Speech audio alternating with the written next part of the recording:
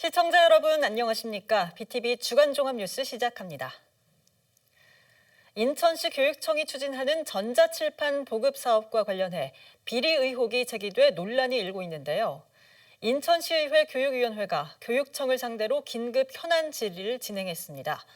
의원들은 전자칠판 구매 과정 전반에 대한 전수조사를 주문했습니다. 보도에 김지영 기자입니다. 인천시 교육청 전자칠판 보급 사업을 둘러싼 비리 의혹. 2022년부터 일선 학교에 전자칠판이 보급되고 있는데 일부 시의원이 특정 업체를 밀어주면서 불법 리베이트를 챙겼다는 의혹이 제기된 상태입니다. 인천시의회 교육위원회는 교육청을 상대로 긴급 현안 질의를 열어 관련 이슈를 점검했습니다. 먼저 업체 선정이 절차대로 이뤄졌는지 질의가 이어졌습니다. 전자칠판 납품 과정에서 각 학교의 의견이 어떻게 반영이 되었으며 업체 선정 과정에 어떠한 절차를 통해서 구매를 하는지 답변 부탁드리겠습니다. 물품 선정위원회 그 위원 선정하는 방법, 그거는 어떻게 아까 국장님 답변하셨는데 한번 다시 설명해 주실래요? 일단 학교의 예산이 편성이 되면 그 해당 각 그 학교의 해당 부서에서 비슷한 제품군을 몇 가지 태그를 해서 물품 선정위원회에서 그거에 대한 회의를 하게 됩니다. 학교 자체적으로 운영하는 물품선정위원회 운영 방식에 대한 질의도 이어졌습니다. 공정성과 투명성을 담보할 대책이 부족하다는 지적입니다.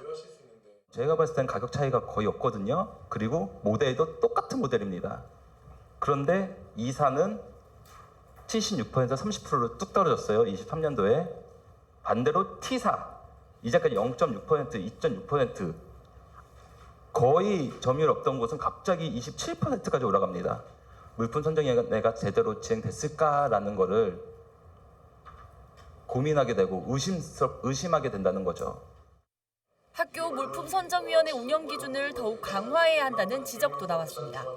경기도 교육청에 가보시면 그걸 투명하게 어떤 금액으로 어떤 회사에서 언제 이렇게 해서 물품 선정해서 했다는 회의록까지 다 공개를 해요. 자, 이거에 대해서 우리 고민을 해봐야 된다.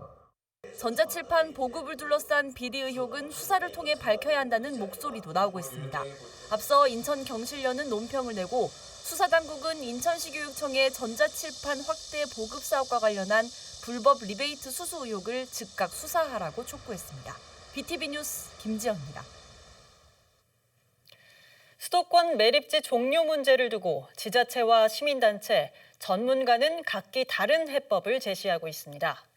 쟁점 중 하나인 매립지 공사 관할권 이관을 두고도 의견이 엇갈렸습니다. LG 헬로비전 이세진 기자의 보도입니다. 내년 사용 종료를 앞둔 수도권 매립지. 3번의 공모에도 대체 매립지는 찾지 못했습니다. 4차 공모를 추진 중이지만 낙관하기 어렵다는 전망입니다. 주민의 어떤 동의나 내용들을 50%로 낮추고 그다음에 인센티브나 이런 것들을 확대해서 4차 공모하면 될 것이다라고 하는 것들이 막연한 뜬구름 잡기에 막연한 것이라고 지금 저희는 생각하고 있는데 인천시의 지금 민선 8기는 그렇게 보지 않고 있는 것 같습니다. 쓰레기를 받는 입장인 인천시는 사자 합의 이행을 매립지 종료의 핵심 카드로 보고 있습니다. 기존 합의대로 환경부 산하인 수도권 매립지 관리공사를 인천시로 이관해야 한다고 주장하는 배경도 여기 있습니다. 하지만 공사 이관을 두고 우려도 나옵니다. 이관해야지 매립지 종료를 할 수 있다 이렇게 얘기를 해요. 근데 아무리 생각해도 이제 이관과 이제 매립지 종료가 무슨 상관이지? 논리적으로 이제 이해가 안 되는데도 불구하고 이 얘기가 시민들한테 먹힌다라고 하는 거죠. 공사 이관이 인천시의 다양한 어떤 부담만 가중시킬 뿐이지 오히려 이제 그 편익은 좀 약간 부족하지 않는가. 매립지 면허권은 인천시가 가지고 있대. 현행처럼 운영은 국가에서 하는. 공사 노동자들은 한 발 더 나아가 사자 합의 파기를 요구하고 있습니다. 기존 사자 합의를 조속히 파기하고 사자와 노동조합, 지역 주민을 포함한 협의체를 재구성하여 사자가 동등한 입장에서 합리적으로 대체 매립지 선정과 수도권 매립지 종료에 대한 실질적인 논의가 이루어져야. 법안 개정은 또 다른 쟁점입니다. 수도권 매립지 공사법 개정안을 직원 대표 1인 그리고 지역에서 추천하는 전문가들이 비상임이사로 의사결정에 참여하는. 한편 인천시는 이번 4차 공모를 마지막 공모로 못 박았습니다. 대통령 공약 사항인 만큼 정부가 직접 나서야 한다는 입장도 내비친 상태입니다. 헬로티비 뉴스 이세진입니다. 민족 최대 명절 한가위를 앞두고 건설 노동자들이 피켓을 들었습니다. 임금체불 문제 때문인데요. 전국 건설 현장 95곳에서 임금체불이 발생했고 여기엔 인천 송도와 검단 신도시 건설 현장도 포함되어 있습니다. 노동자들은 가족의 생계가 달렸다며 대책 마련을 촉구했습니다. 구혜희 기자가 보도합니다. 체불임금 못 살겠다. 건설산업기본법 개정하라. 건설기계 노동자들이 머리에 띠를 두르고 한자리에 모였습니다. 문제는 임금체불. 이들은 생계를 걱정합니다. 일한 임대료마저도 못 받고 신음하고 있는 그 노동자들, 그 가족들 지금 굉장히 어려운 처지에 놓여 있습니다. 법이 있는데도 지켜지지 않는 이유는 인천시 공무원들이 각성해야 될 거라고 봅니다. 추석을 앞두고 건설노조가 조사한 임금체불 현황을 보면 전국 95개 건설 현장에서 임금이 체불됐습니다. 인천 송도와 검단 신도시 건설 현장도 포함됐습니다. 특히 송도 건설 현장은 임금을 줘야 할 하청업체가 부도나면서 걱정을 더 키우고 있습니다. 작년 이번 설에도 문제가 해결 안 돼서 기자회견에 포함됐지만 아직까지 해결 안 되고 있습니다. 어제도 찾아갔습니다. 추석 전에 지급하겠다고 합니다. 매번 언제까지 주겠다고 합니다. 근데 현실은 한 가족의 생계를, 삶을 망가뜨리고 있습니다. 더 큰 문제는 임금체불 문제가 해마다 악화한다는 겁니다. 지난 2021년에 93억 3천만이었던 임금체불은 지난해 160억 2천만 원으로 70% 이상 증가했습니다. 올해 추석 연휴를 앞두고 조사한 체불 임금도 55억 원에 달합니다. 건설노조는 건설 현장에서 임대차 계약서를 쓴 곳은 20% 미만이고 체불 현장은 대부분 계약서를 쓰지 않았다며 개선을 촉구합니다. 임대차 계약서 작성률이 낮은 것은 심각한 문제이다. 이에 건설 현장, 건설 회사 등이 임대차 계약서를 작성하지 못하도록 할 때 임대차를 처벌하는 벌칙 조항을 마련하고자 한다. 건설노조는 국회와 함께 관련법 개정을 추진하는 한편 법을 지키지 않는 업체에 대한 처벌을 강화하는 방안도 추진하겠다고 밝혔습니다. BTV 뉴스 구혜입니다. 요즘 유치원에선 여름에는 폭염과 폭우로 봄, 가을에는 미세먼지 때문에 야외 활동하기가 쉽지 않다고 합니다. 이제는 기후 위기를 넘어 기후 재난을 대비해야 한다는 목소리가 곳곳에서 나오고 있는데요. 최근 헌법재판소는 정부가 탄소 중립을 제대로 챙겨야 한다는 판단을 내리면서 기후 대책을 촉구하는 목소리가 더 커지고 있습니다. 보도에 김지영 기자입니다. 역대급 폭염을 기록한 이번 여름. 올여름 인천에 내려진 폭염특보는 38일 만에 겨우 해제됐습니다. 서울은 역대 최장 열대야 기록을 갈아치웠습니다. 기후 위기를 넘어 기후 재난 시대를 맞이하는 지금. 이런 재난은 사회적 약자에게 더 가혹한 피해를 입힙니다. 2022년 8월 서울 신림동에서 일어난 폭우로 인한 여성장애인 가족의 참사를 기억하십니까? 사회적 약자, 비장애인보단 장애인, 부자보단 빈곤층에게 불평등으로 다가와 상처를 남기고 생명까지 앗아갑니다. 유치원에서도 야외 활동이 사라진 지 오래입니다. 봄, 가을엔 미세먼지로, 여름엔 폭염과 폭우로 아이들의 놀 권리마저 빼앗긴 상황. 기자회견에 참석한 한 유치원 교사는 미래 세대를 위한 변화에 동참해 줄 것을 호소했습니다. 유치원에서 친구들과 밖에서 하는 활동은 이번 여름엔 해본 적도 없습니다. 아이들에게 일상의 행복이 급격히 사라진 이번 여름이었습니다. 우리 아이들의 미래는 어떤 모습일지 우리 어른들의 약속과 행동에 달려 있습니다. 이번 주말 서울 강남대로에서 열리는 기후 정의 행진을 앞두고 인천 지역 시민단체들이 한자리에 모였습니다. 이들은 기후재난을 막기 위해 탄소 배출 저감을 포함한 적극적인 에너지 전환이 시급하다고 목소리를 높였습니다. 현장에선 태양 전지판 차량을 활용한 퍼포먼스도 선보였습니다. 907 기후 정의 행진은 생태계 파괴와 화석연료 중심의 사회에서 벗어나 우리의 삶을 지키기 위한 정의로운 에너지 전환과 생명 중심 사회로 나아가기 위한 싸움입니다. 헌법재판소는 지난 29일 탄소중립법 제8조 1항에 대해 헌법 불합치 결정을 내렸습니다.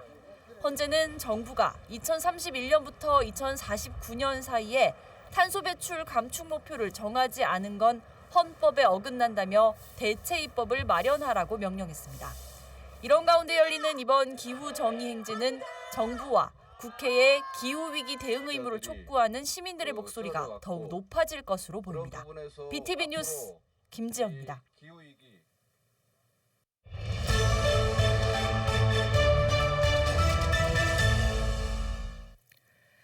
인천항은 부산항과 원산항에 이어 세 번째로 개항했는데요.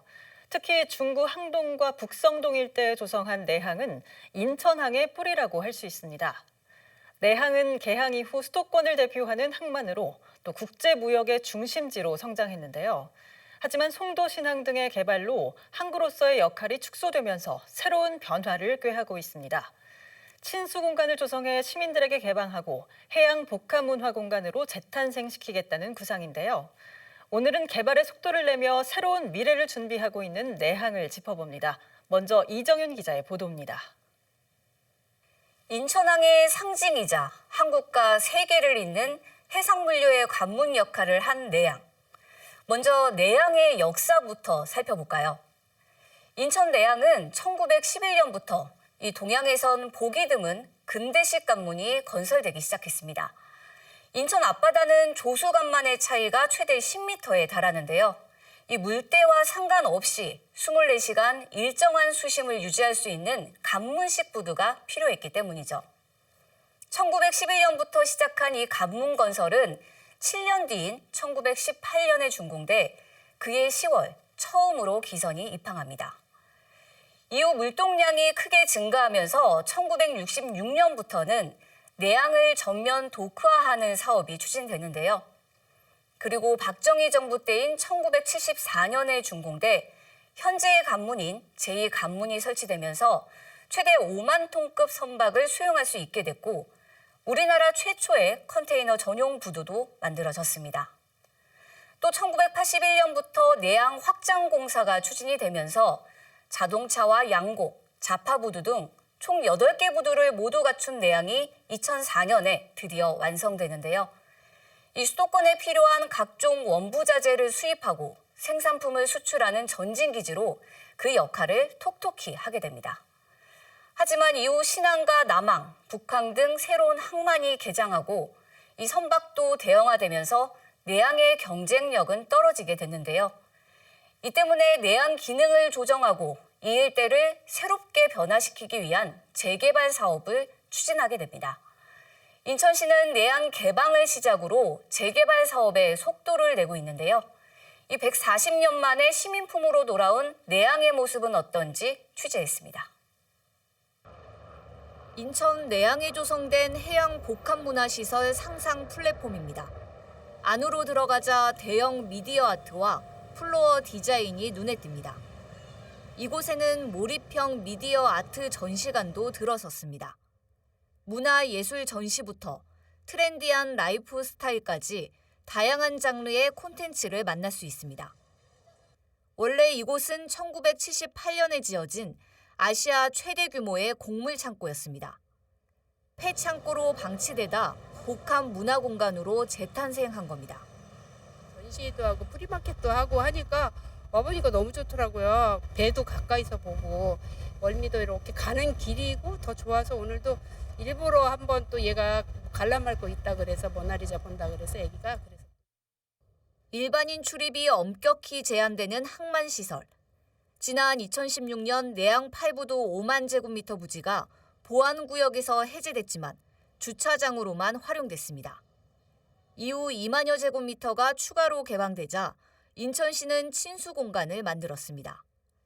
야외에는 19,000여 제곱미터 규모의 잔디광장과 미디어월, 스마트 음악벤치 등을 마련해 시민들에게 개방한 겁니다. 인천항이 개항한 지 140년 만입니다. 처음에는 이렇게 큰 공간이 우리 주변에 있다는 것도 몰랐거든요. 월미도만 계속 왔다 갔다 하고. 근데 이런 공간이 이렇게 새롭게 바뀌어서 인천 시민들이 언제든 와서 뭐 문화도 즐기고 이제 앞으로 많은 거 할 거 아니에요. 그래서 너무 기쁘고 좋아요.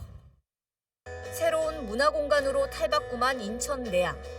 외국인 관광객 10,000명이 참여하는 맥강 파티와 여름 대표 페스티벌인 워터밤 등 대형 행사들도 잇따라 열렸습니다. 인천시는 상상 플랫폼 개장을 시작으로 혁신적인 변화를 이끌어내겠다는 계획입니다. 제로 프로그램 장소를 추진하는데 그 바로 마중물 사업이 이 상상 플랫폼 개관이었습니다. 이것을 통해서 이제 이곳이 문화와 관광과 산업의 중심지 그리고 원도심 활성화의 기폭제가 되도록 하는 것이 저희 계획입니다. 인천시는 내양을 중심으로 대규모 앵커 시설도 유치하겠다는 구상인데 쇠퇴한 원도심이 다시 활력을 찾을 수 있을지 관심이 쏠리고 있습니다. BTV 뉴스 이정유입니다. 앞서 보신 것처럼 내항 일대는 상상 플랫폼 개방을 시작으로 변화가 일어났는데요. 그 변화의 핵심은 18부두 재개발입니다. 여러 차례 사업이 추진됐지만 좌초하면서 10여 년간 시민에게 공개된 건 주차장이 전부였습니다. 이런 18부두 재개발 사업이 전환점을 맞았는데요. 인천시와 인천도시공사, 인천항만공사가 참여하는 컨소시엄이 우선 협상 대상자로 선정되면서 사업 추진을 위한 동력을 얻은 겁니다. 하지만 인천시 지분 비율이 15%에 불과해 공공성 확보에 우려를 제기하는 목소리도 나오고 있습니다. 계속해서 김지영 기자가 보도합니다. 내항 재개발의 시작은 지난 2007년 국회 시민청원으로 시작됐습니다. 2012년에 항만 재개발 기본계획이 고시되면서 사업이 본궤도에 오를 걸로 기대를 모았습니다. 하지만 2015년부터 두 차례 진행된 민간 사업자 공모에서 모두 유찰됐습니다. 이후 인천시와 인천항만공사, LH가 공공개발에 나섰지만 역시 실패. 2011년부터 인천항만공사가 단독 시행자로 선정돼 사업을 추진해왔습니다. 그 사이 10여 년간 시민에게 공개된 건 주차장 일부가 전부였습니다. 민선 8기 인천시는 핵심 공약인 제물포 르네상스 프로젝트의 18부두 재개발을 반영하면서 다시 시동을 걸었습니다. 제물포 르네상스 프로젝트나 그리고 글로벌 탑 10시티 프로젝트는 바로 모두가 해양과 항만을 기반으로 한 우리가 그는 훌륭한 인프라를 바탕으로 하고 있습니다. 이 소중한 자산을 어떻게 가장 효율적으로 활용해서 미래의 성장 동력으로 만들 것인가. 인천시가 지난해 9월 사업 참여 의사를 밝히면서 18부두 재개발에 탄력이 붙고 있습니다. 지난달 사업 우선 협상 대상자로 선정된 인천시와 인천도시공사, 인천항만공사 등 세 기관은 투자 설명회를 열고 본격적인 사업 추진을 알렸습니다. 이미 전체 사업 대상 부지의 93.7%를 사업 시행자가 보유를 하고 있는 상태로 상당히 안정적인 사업 기반을 확보를 한 상태라고 말씀드릴 수 있겠습니다. 국비 지원이 한 283억 원 정도 되고요. 재개발 부지 면적은 총 42만 9천 제곱미터로 축구장 60개를 합친 규모입니다. 사업비는 총 5,906억 원이 투입됩니다. 전체 부지의 49.8%는 민간에 매각됩니다. 부두 양쪽 끝에는 주상 복합단지가 들어서고 관광용지와 문화복합시설이 조성될 예정입니다. 남은 50.2% 공공용지엔 수변공원과 광장, 산책로 등으로 꾸며집니다. 하지만 우려의 목소리도 적지 않습니다.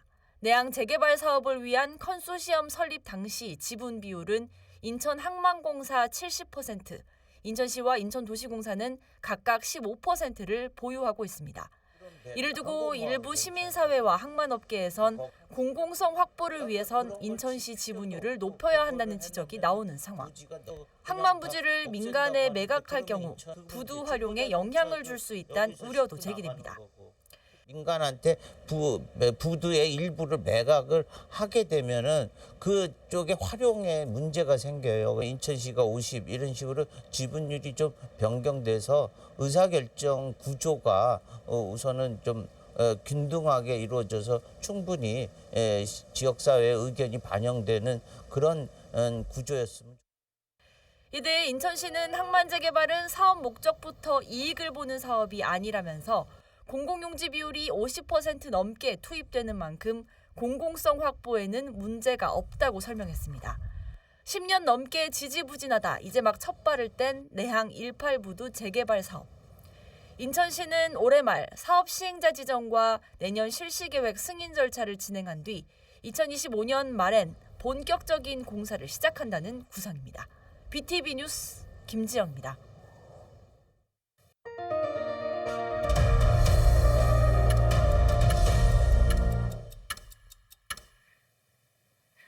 인천시는 내년도 정부 예산안에 인천 국고 보조금 5조 5,400억 원이 반영됐다고 밝혔습니다. 이는 목표액보다 2,400억 원 증가한 역대 최대 규모입니다. GTX 비노선 건설 사업비로 2,968억 원이 반영됐으며 7호선 청라 연장과 인천발 KTX 적기 개통을 위한 철도망 확충 예산도 포함됐습니다. 또 영종 신도 도로 건설비 261억 원과 공단 고가교에서 서인천 나들목 혼잡도로 개선 108억 원 등이 반영됐습니다. 반면 인천 감염병 전문병원 유치 설립을 위해 건의한 국비 2억 원은 반영되지 않아 또 고배를 마셨습니다. 인천시는 지역 국회의원 등과 협의해 국회 심의 과정에서 추가 국비가 반영될 수 있도록 노력한다는 계획입니다. 3기 신도시 가운데 처음으로 인천 계양에서 공공분양 본청약이 시작됩니다. 국토교통부는 인천 계양 A2, A3 블록에서 3기 신도시 최초로 공공주택 1,106가구를 분양한다고 밝혔습니다. 해당 블록은 2021년 8월 사전 청약이 진행된 곳입니다. 이번에 진행하는 본청약에서는 사전 청약 계약분을 제외한 신규 물량이 나올 예정입니다. 인천 계양은 2019년 10월 지구 지정 이후 보상과 지구계획 승인 등을 거쳐 2022년 4월 조성공사에 착수했습니다. 이달 본청약을 진행하는 인천 계양은 2026년 입주를 목표로 사업을 진행할 예정입니다. 이번 주 준비한 소식은 여기까지입니다. 이상으로 BTV 주간 종합 뉴스를 마칩니다. 편안한 주말 보내시길 바랍니다.